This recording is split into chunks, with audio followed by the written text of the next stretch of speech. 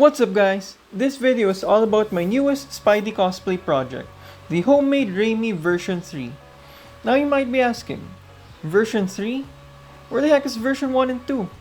Well, I'll get to that, but first I want to shout out Amazing PSM, Godzilla Mendoza, Sensational Spidey, and It's Nick Fox for inspiring me to build this suit and to make this video. So to give out a brief history, I started cosplaying Spider-Man way back in 2015, but it wasn't until 2018 that I started making my own costumes. But even way back then, I already knew that somehow I just had to cosplay my childhood favorite iteration of Spider-Man one way or another. But of course at first, I was afraid of puff painting and I didn't feel like I had the skills to do the Raimi suit justice. And it took about 4 years of learning from when I started sewing to just me going, screw it. Let's just sew and puff paint a Spider-Man costume. And I did. So at the time, the Tulip brand of puff paint wasn't super accessible in our country. So I went with a local brand that was a bit similar but only came in a gunmetal color, which was kinda okay for a Raimi costume since the actual costume had gunmetal to silver webs anyway. Enter Raimi version 1. It's based on an amalgamation of the 4 Toby suits from the 2002 film to No Way Home. I made it with cotton spandex which had a bit of a rough t-shirt texture to it, and this suit was my very first puff paint work. Admittedly, it was a bit sloppy. It had messy inconsistent webs in every area and I made a few mistakes in the proportions. I'm still so proud of it and I've used it a lot for cons. And for a while it was my main Spidey suit for outdoor cosplays. I had it on when I watched Across the Spider-Verse last year. However, I decided to retire this suit earlier this year as I was about to make my next Raimi costume. Alright, this is Raimi version 2. It was primarily based on the 2002 version. Now this suit was just a train wreck. I made it right after my board exams and from the moment I started on it, it felt like everything that could have gone wrong with it did go wrong. The lenses were glued asymmetrically, the back spider ripped twice, the front logo frosted from the excess glue on it and eventually snapped off the chest, and the shirt piece was remade 3 times, with each succeeding shirt looking less and less proportionate and even messier than before. But this was my first time using the Tulip paint, and I can definitely notice the difference in quality over the previous brand that I used.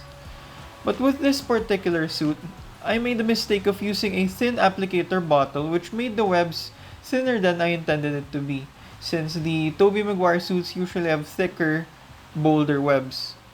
So I had to go over it more than twice just to make it more beveled, and painting this kinda caused pain on my wrist for a little while. Overall, it was just a ginormously frustrating build, and at the end of it, I just used what was left usable and wore it for a fun short video that I made with my friends. So, link in the description, go check it out. The stress and frustration I had at making this costume kind of burned me out from making Spider-Man suits, but I still had enough motivation to make one more right after.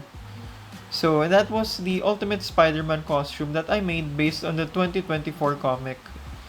After I made that suit, I told myself that I needed to take a break from making Spider-Man suits.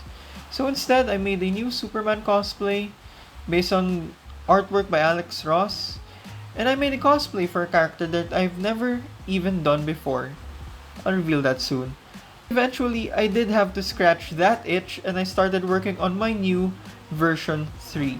So I started by making the lenses and front logo with some 2mm EVA foam that I sealed with Mod Podge and painted with black acrylic mixed with a little bit of silver.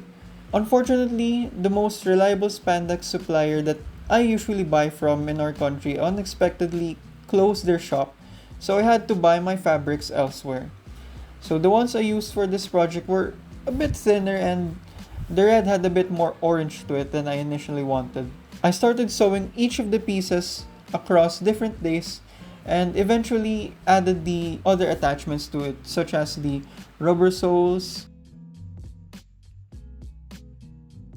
the lenses on the mask, some snap buttons on the boots, and once every major piece was sewn up, I top stitched the faux leather back spider onto the shirt. No more gluing this time. It's not perfect, it's a little askew, but I kinda like how the asymmetry adds to the homemade vibe of the suit. So after I finished every major sewing job, I drew the webs first with an erasable pencil. I used a grease pencil if I remember correctly, and so after going over with that, I went over it with black fabric marker so that I can lock it in for painting. And here comes the puff painting. Puff painting is easily the most tedious non-sewing job for these costumes. You work on one surface of the suit at a time and have to wait for hours for it to dry. And keep in mind, I did 2 to 3 layers for this suit and it took a total of 1 week or more to finish painting it. And that's why I space out my Spidey projects so I don't go insane when I paint these things.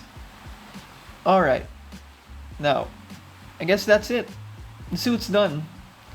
So, I know this video isn't anything unique. I mean, you've seen me create the same suit 3 times now. And I've done several posts, edits, videos of the previous Raimi suits over the years, but it just means a whole lot to me to be able to make this costume several times as my skills improve. It's a dream project of mine and will always be a dream project no matter how many versions I go through. Sam Raimi's Spider-Man is just super impactful to many aspects of my life, and I'll always pay tribute to those films with my projects.